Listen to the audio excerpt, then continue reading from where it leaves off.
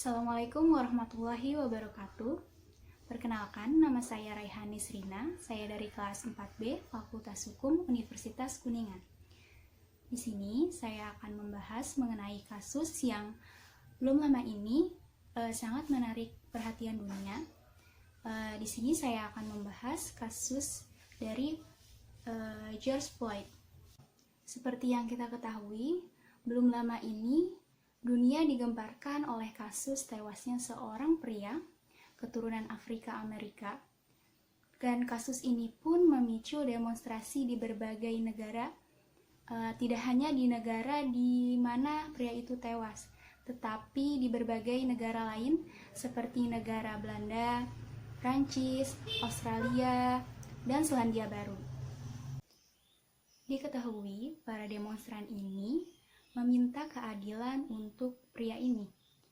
Pria ini bernama George Floyd, berumur 46 tahun, tinggal di Minneapolis, negara bagian Minnesota. Diketahui, dia meninggal pada tanggal 25 Mei 2020 akibat adanya insiden dengan pihak kepolisian setempat. Mungkin sebelumnya di sini saya akan menjelaskan sedikit kronologi tewasnya seorang George Floyd di tangan polisi. Jadi, pada tanggal 25 Mei 2020, sebelum George tewas, George membeli rokok di sebuah toko di Minneapolis. Setelah itu, dia duduk di mobilnya yang terparkir di seberang toko tersebut. Tak berselang lama, dua pegawai toko menghampiri Floyd karena pegawai toko tersebut meminta George Floyd mengembalikan rokok seharga yang ia beli dengan alasan uang yang dipakai George untuk membeli rokok tersebut adalah uang palsu. Setelah itu, ternyata salah satu dari pegawai toko tersebut menelpon pihak kepolisian setempat. Sebenarnya, manajemen dan pemilik toko tak terbiasa memanggil polisi jika kasus sepele seperti uang palsu ini, dan akan memanggil polisi jika memang terjadi suatu insiden kekerasan. Jika ada kasus seperti ini, biasanya pegawai toko hanya menjalankan SOP, yaitu agar melapor kepada pemilik toko tersebut, agar pemilik toko tersebut bernegosiasi kepada pembeli untuk menyelesaikan masalah ini. Akhirnya, berselang beberapa menit, sejumlah polisi datang untuk membekuk George Floyd. The New York Times melansir laporan video yang memperlihatkan semula ada dua polisi datang lengkap dengan senjata mereka. George Floyd pada saat itu bersikap tenang. Namun para polisi tersebut dengan beringas langsung memborgol George Floyd untuk masuk ke dalam mobil polisi tersebut. Di sini Floyd menolaknya dengan alasan ia menderita klaustrofobia atau ketakutan terhadap ruangan sempit. Dia mengaku nantinya akan susah bernafas. Selanjutnya, dua polisi pun datang lagi. Calvin, salah satu dari polisi tersebut, memaksa Floyd untuk masuk ke mobil polisi. Karena di sini Floyd menolaknya, Calvin pun langsung membekap si George Floyd ini dan menjepit lehernya menggunakan kaki Calvin.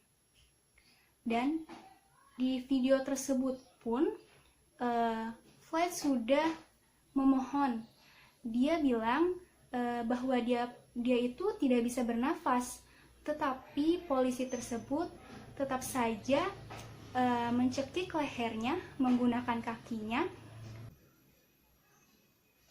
Dan pada saat Floyd sudah mulai lemas, para pejalan kaki di sekitar ada yang menyuruh polisi untuk melepaskan si George Floyd, tapi polisi tersebut tidak melepaskannya. Bahkan ada dari salah satu pejalan kaki tersebut yang sempat bersitegang dengan polisi tersebut. Sampai ambulans datang, akhirnya George dibawa ke rumah sakit dan George Floyd dipastikan meninggal di rumah sakit.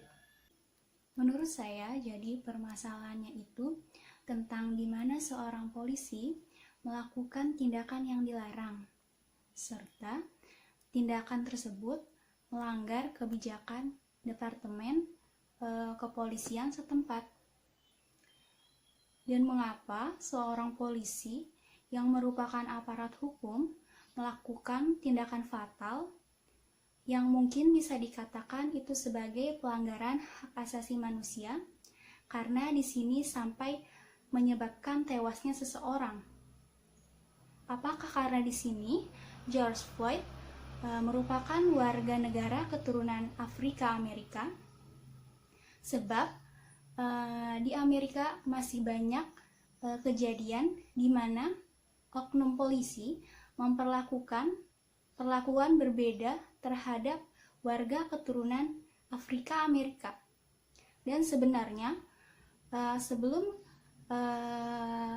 kasus George Floyd ini terjadi, ternyata pada bulan Februari dan Maret ada kasus serupa yang terjadi pada warga negara keturunan Afrika Amerika juga. Dan kasus ini pun diadili di negara tempat kejadian tersebut, sebab di sini tidak melibatkan warga negara lain, dan di sini dalam kasus ini pun memakai hukum nasional negara tersebut. Dan saat ini juga pelaku sudah dikenakan hukuman. Selanjutnya mengenai teori.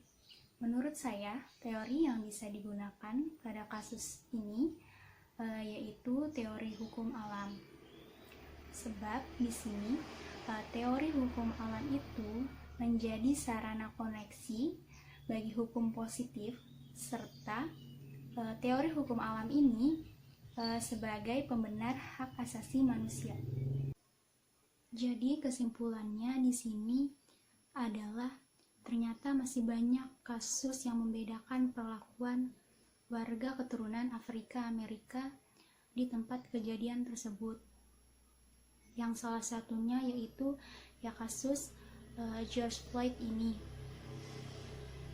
Para pihak yang memperlakukan warga keturunan Afrika Amerika dengan perbedaan, para pihak-pihak tersebut melakukan tindakan yang sangat melanggar ketentuan. Mereka bertindak tanpa membuktikan benar atau tidaknya suatu insiden. Seharusnya para pihak tersebut, apalagi kalau di sini para pihak tersebut adalah aparat kepolisian, harusnya ia harus lebih bisa adil dan bijaksana dalam bertindak kepada seseorang. Mungkin itu saja yang dapat saya sampaikan. Kurang lebihnya mohon maaf. Wabillahi taufik wal hidayah. Wassalamualaikum warahmatullahi wabarakatuh.